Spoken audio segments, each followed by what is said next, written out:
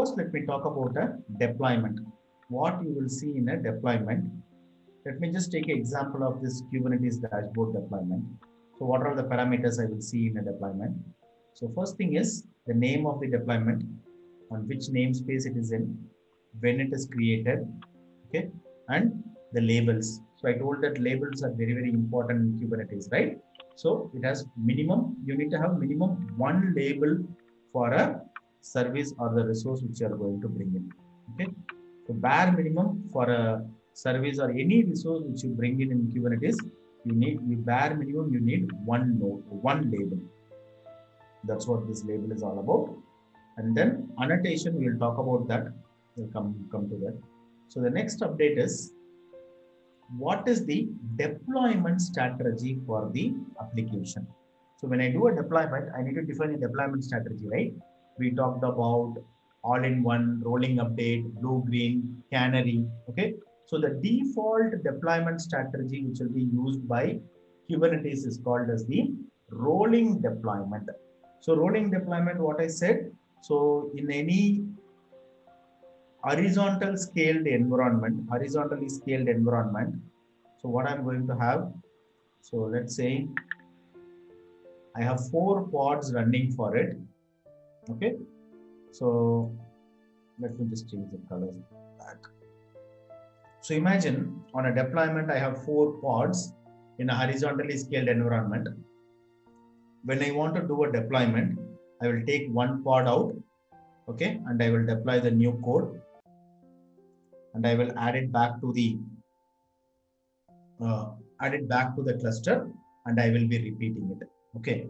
But when I talk about the rolling deployment in Kubernetes, what really happens is it will bring up a new pod with the latest code, okay, and then once the pod is added back to the cluster, that is the load balancer, it will delete the old pod. This is what happens in the rolling deployment.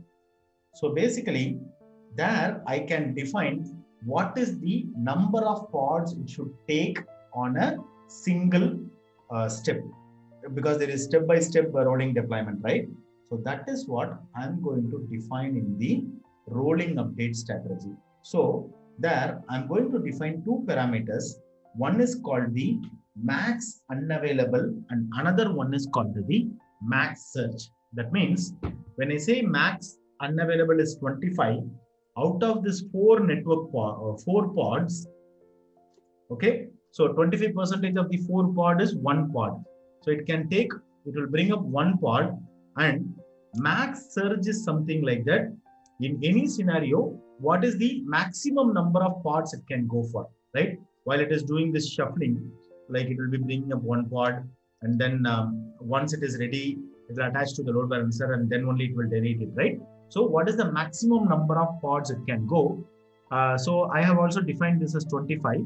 In a 4 pod cluster, it will be like 1 pod can be taken out. Maximum it can have 5 pods in the running time.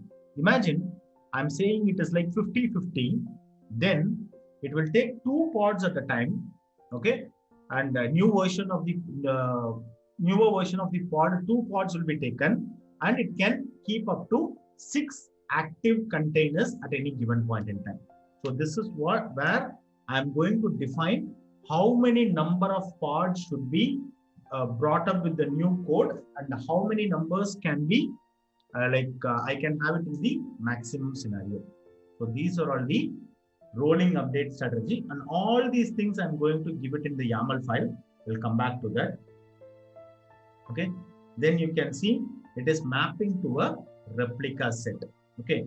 And I told that Kubernetes will store my old replica set. This is where the history of the deployment will be stored. And the default history of the deployment is 5. That means it can keep track of, 10. It can keep track of last 10 deployments. So you can go back to the any version, like you can go back up to 10th version. Okay, last 10 revisions you can go.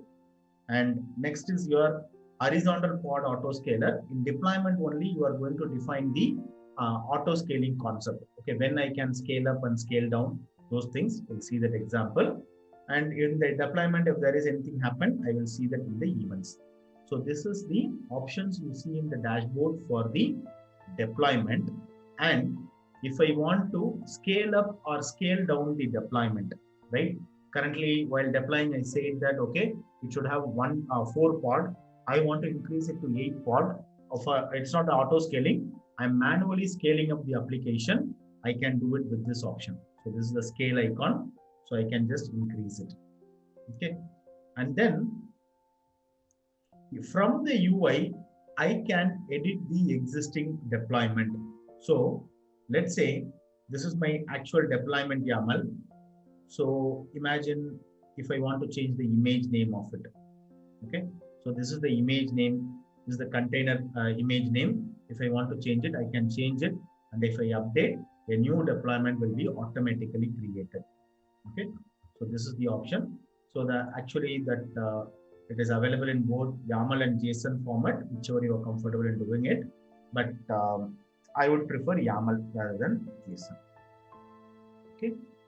This is on the editing a deployment. And if I want to delete a deployment, I can just click on delete. These are all the options you will see in the deployment.